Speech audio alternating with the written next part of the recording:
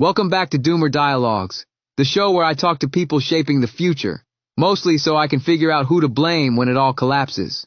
Today's guest is Ethereum co-founder, blockchain wizard, and part-time interdimensional thinker, a man who once described himself as a brain in a meat puppet. Topic of conversation: the future of Ethereum. Please welcome Vitalik Buterin. Vitalik, thank you for taking some time off from designing a blockchain for houseplants to be here. Yes. Thank you. It's nice to be here in a purely virtual sense. Although, to be accurate, here is just a relative spatial construct. Right? Guess I should have been more specific. Anyway, ETH is almost at an all-time high again. I thought now would be a good time to ask, what's the actual endgame for Ethereum? Okay, so picture this. Ethereum evolves into what I call the infinite settlement layer. Every human transaction, from buying coffee to legally binding telepathic marriage contracts, happens instantly across a mesh of post-scarcity microshards. You're already losing me. No. It's very simple. Imagine if Google Docs, the entire U.S. Postal Service, a flock of migrating geese, and a sentient vending machine were all merged into one self-governing consensus organism. That's Ethereum's final form. And when does this happen?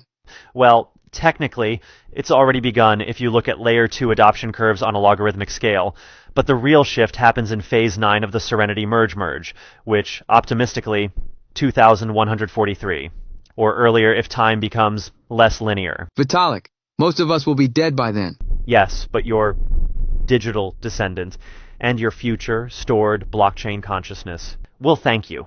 They'll live in a world where every coffee purchase settles instantly across 17 parallel chains, assuming they can afford the emotional gas. And I'm guessing they won't? Well, probably not in the early centuries, but after the soulbound token renaissance, it gets much more affordable. Sure. And while we're waiting for this sci-fi future, gas fees are still, what, $75 to send $10? Until then, yes, gas fees will remain high, but we're working on replacing Ethereum gas entirely with edible tokens. You can literally eat your fees. Obviously. You mean like food? Exactly. Stake your burrito, get wrapped salsa dividends. Right.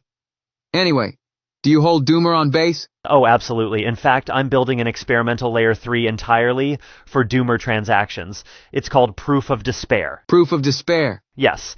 The slower and more hopeless you feel, the higher your block rewards. It's a natural fit for your community. I don't know whether to be impressed or deeply insulted.